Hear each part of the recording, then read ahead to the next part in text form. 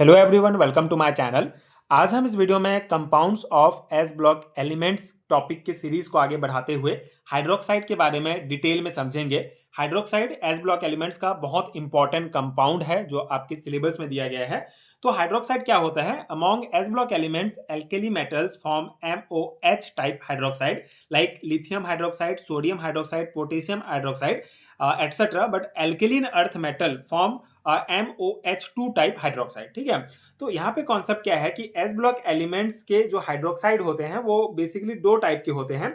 एक तो alkali metal जो ग्रुप फर्स्ट के एलिमेंट होते हैं, उनकी वैलेंसी +1 होती है, इसलिए ये MOH टाइप का जो है हाइड्रोक्साइड बनाते हैं, जैसे कि lithium hydroxide, sodium, potassium hydroxide. ठीक है, लेकिन जो एल्केलिन अर्थ मेटल होते हैं, ठीक है, इनकी वैलेंसी +2 होती है, इसलिए ये MOH2 टाइप का जो है हाइड्रोक्साइड बनाते हैं। ठीक है, इसके एग्जांपल जैसे कि हमारा मैग्नीशियम हाइड्रोक्साइड हो जाएगा, ठीक है, MgOH2। इसी प्रकार कैल्शियम हाइड्रोक्साइड हो जाएगा, CaOH2। ठीक है, तो यहाँ पे हाइड्रोक्साइड जो है दो टाइप के होते हैं।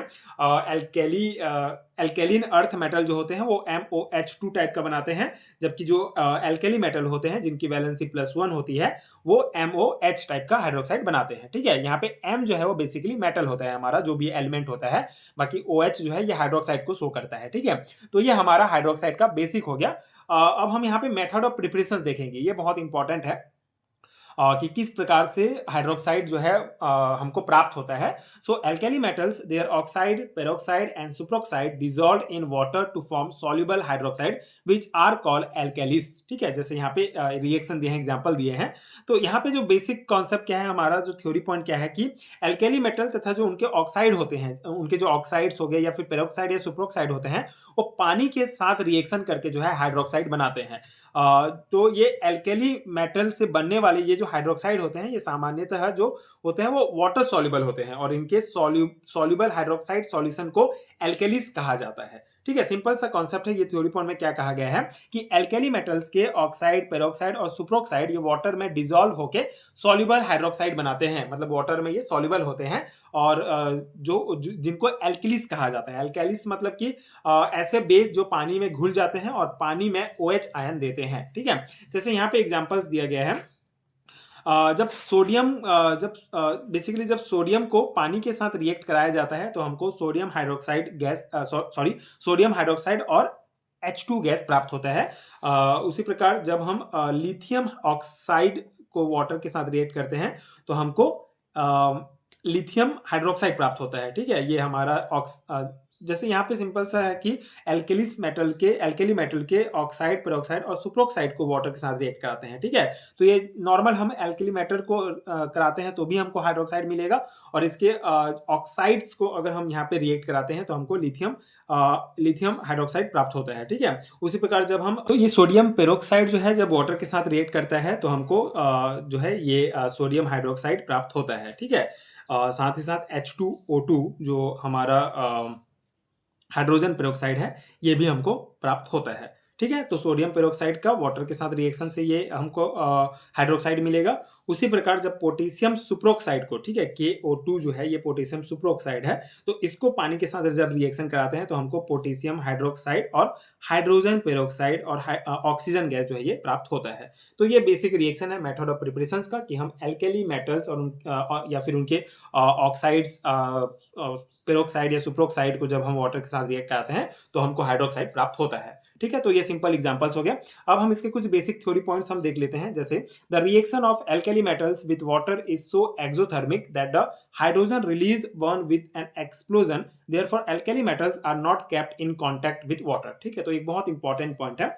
यहाँ पे क्या है कि एल्केली मेटल्स जैसे कि हमारा लिथियम, सोडियम, पोटेशियम पानी के साथ जो है बहुत तेजी से रिएक्शन करते हैं। ठीक है, इसलिए इस रिएक्शन और ये जो रिएक्शन होता है, इस रिएक्शन में बहुत अधिक मात्रा में जो है हीट रिलीज होता है। ठीक है, जिसके कारण इसमें जो है ये बेसिकली हाईली एक्सोथर्मिक कहलाता है, क्योंकि इस रिएक्शन में बहुत ज़्यादा हीट निकलती है। जैसे अगर हम एक सिंपल एग्जांपल लेंगे, मान लो कि सोडियम को अगर हम वाटर के साथ रिएक्ट कराते हैं तो हमको सोडियम हाइड्रोक्साइड प्राप्त होता है। ठीक है, और साथ ही साथ जो है H2 गैस एंड हीट हमको प्राप्त होता है। तो ये जो रिएक्शन है इसमें सोडियम हाइड्रोक्साइड और हाइड्रोजन गैस बनती है, और रिएक्शन के दौरान जो बहुत अधिक हीट निकलता है, उसके कारण ये जो हाइड्रोजन गैस है वो जल सकता है, ठीक है, उसमें जो है आग पकड़ सकता है, जिससे तेज फ्लेम और कभी कभी जो है एक्सप्लोजन मतलब धमाका वाला रिएक्शन हो सकता है। इसलिए जो एल्कली मेटल है ये इसको वाटर में डायरेक्ट कांटेक्ट में जो है नहीं लाया जा सकता, क्योंकि पानी के साथ उनका रिएक्शन बहुत तेज होता है और ये डेंजरस हो सकता है, ठीक है, यहाँ पे एक्सप्लोजन हो सकता है। इसीलिए ये कहा गया है कि सामान्यतः जो हमारे एल्कली मेटल्स होते हैं इनको कैरोसिन या फिर मिनरल ऑयल्स में स्टोर किया जाता है, ताकि ये हवा के मॉइस्चर और पानी के कांटेक्ट से बचा रहे और जो है एक्सप्लोजन या फिर कोई डेंजरस एक्टिविटी ना हो जाए, ठीक है। तो ये सिंपल सा रिएक्शन है। जितने भी एल्कली मेटल्स होते हैं वो बहुत वाटर के साथ बहुत फास्ट रिएक्ट करते हैं, इसलिए उनको वाटर के कांटेक्ट से बचाने के लिए कैरोसिन में रखा जाता है, ठीक है। तो ये कॉन्सेप्ट है।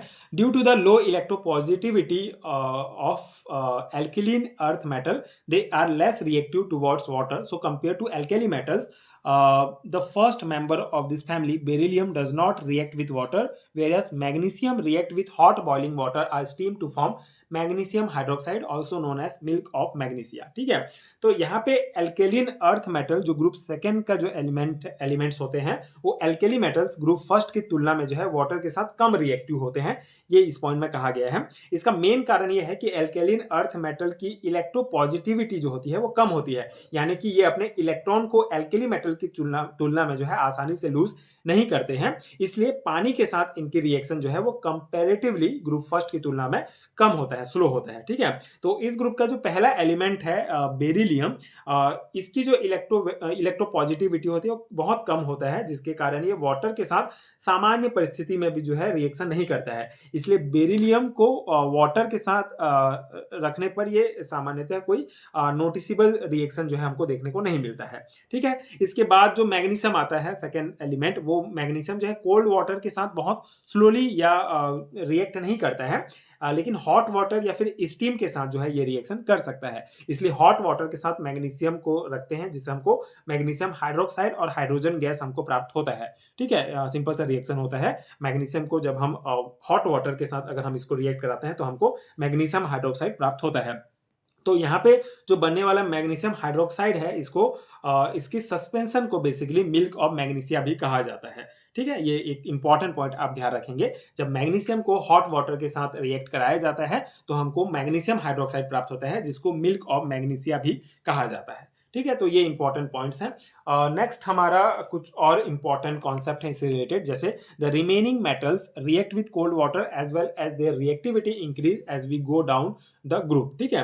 तो इसमें जो है एल्केलिन अर्थ मेटल यानी कि ग्रुप सेकेंड की वाटर के साथ रिएक्टिविटी को यहाँ पे बताया गया है। तो इसमें आगे जैसे पिछले इसमें हमने क्या समझा था ये वाले में कि बेरिलियम जो है वाटर से रिएक्ट नहीं करता है और मैग्नीशियम जो है हॉट वाटर के साथ रिएक्ट कर सकता है, लेकिन इसके बाद मैग्नीशियम के बाद जो ग्रुप सेकेंड के जो एलिमेंट्स आते हैं वो बेसिकली नॉर्मल वाटर के साथ भी जो है ये रिएक्शन कर सकते हैं और इसकी रिएक्टिविटी जो है वो बढ़ती जाती है। जैसे ही आगे बढ़ते जाते हैं एलिमेंट्स का एटॉमिक नंबर बढ़ते जाएगा, उनकी वाटर के साथ रिएक्टिविटी बढ़ती जाती है, इसलिए जो हमारे आगे के जो एलिमेंट हैं जैसे कैल्शियम, स्ट्रोंशियम, बेरियम जैसे मेटल जो है वो कोल्ड वाटर के साथ भी रिएक्ट करते हैं। मतलब जरूरी नहीं है कि हॉट वाटर की ही आवश्यकता होती है, इसके लिए कोल्ड वाटर के साथ भी नॉर्मली रिएक्शन कर लेते हैं। जैसे मैग्नीशियम जो है वो पानी के मतलब हॉट वाटर स्टीम के साथ रिएक्शन करके मैग्नीशियम हाइड्रोक्साइड देता था और हाइड्रोजन गैस बनाता था, लेकिन कैल्शियम जो है वो कोल्ड वाटर के साथ भी जो है आसानी से जैसे यहाँ पे वही रिएक्शन दिया गया है, मैग्नीशियम ये स्टीम या हॉट वाटर के साथ मैग्नीशियम ऑक्साइड देता था,